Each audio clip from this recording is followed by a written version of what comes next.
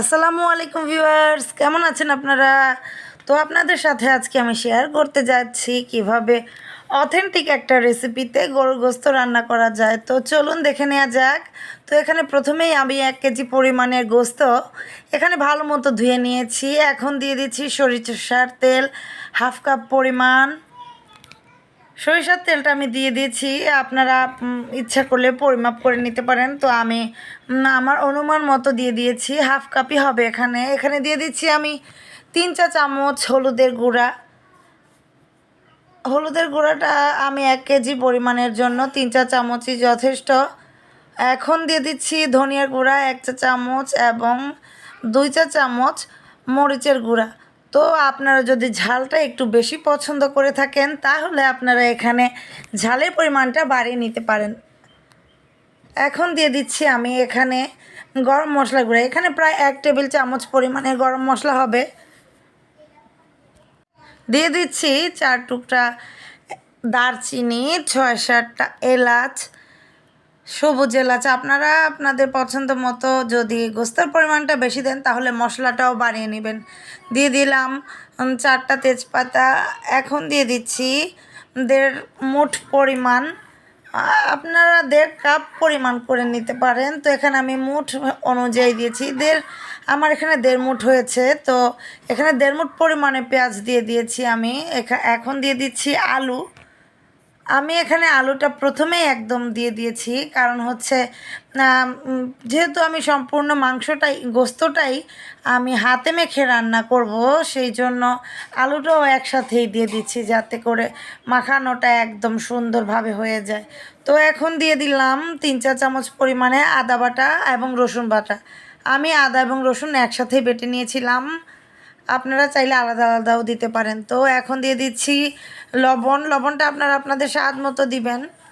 এখন হাতের সাহায্যে আমি সম্পূর্ণ মশলাযুক্ত গোস্তটা একদম ভালো মতো মেখে নিচ্ছি, যাতে করে এপাশ ওপাশ সম্পূর্ণ গোস্তটার সাথে মশলাগুলো একদম মিলে যায় এবং মাখানোর মধ্যেই যাতে অর্ধেক গোস্ত মনে হয় যেন রান্না হয়ে গেছে।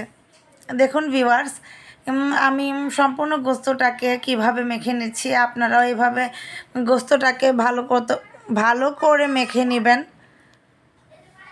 হ্যাঁ, এখন দেখা যাচ্ছে যে আমার গোস্তটা ভালো মতো মাখানো হয়ে গেছে। তো আপনারা আপনাদের পছন্দ মতো আপনাদের গোস্তের পরিমাণটা বাড়িয়ে নিতে পারেন এবং ঝালটা যদি আপনারা বেশি খান তাহলে একটু বাড়িয়ে নেবেন।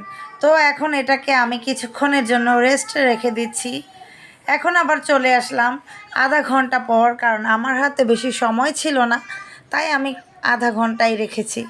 দেখুন ভিউয়ার্স, মনে হচ্ছে গোস্তটা আমার অর্ধেকই রান্না হয়ে গেছে। এখন চুলাতে দিয়ে দিয়েছি এবং দেখুন গোস্তটা রান্না শুরু হয়ে গেছে এবং অল্প অল্প ধোঁয়া উঠে আসছে। এখন আমি এটাকে একটা খুন্তির সাহায্যে নেড়ে চেড়ে দিব, যাতে করে মশলাটা এপাশ ওপাশ ভালো মতো মিশে যায়। আগে হাতে মাখানোর সময় মশলাটা আমার মিশে গিয়েছিল, তারপরও একটু নাড়াচাড়া দিয়ে দিচ্ছি। গোস্তটা হয়ে এসেছে।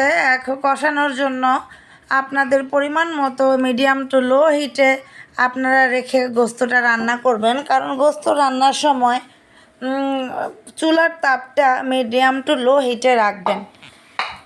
দেখুন এখন এখানে আমি ভালো মতো নেড়েচেড়ে দিচ্ছি এবং আমার গোস্তটা প্রায় কষানো হয়ে গেছে। আমি আরও কিছুক্ষণ গোস্তটাকে কষিয়ে নিব এবং ঢেকে দিচ্ছি। আবারও কিছুক্ষণ পর আবার চলে আসলাম। গোস্তটা আমার একদম সম্পূর্ণই কষানো হয়ে গেছে। এখন আমি আমার পছন্দ মতো পানি দিয়ে দিলাম, যাতে ঝোলটা আমি আমার পছন্দ মতো রাখতে পারি। এখন একটু নেড়েচেড়ে দিচ্ছি। এই ফাঁকে আমি একটু লবণটা চেক করে নিয়েছিলাম এবং আমার মনে হয়েছে যে আর একটু লবণ লাগবে, এখানে স্কিপ হয়ে গিয়েছিল। দেখুন ভিউয়ার্স, গোস্তটা আমার হয়ে গেছে এবং আমি খিচুড়ির সাথে পরিবেশন করেছি এবং কতটা নরম হয়েছে।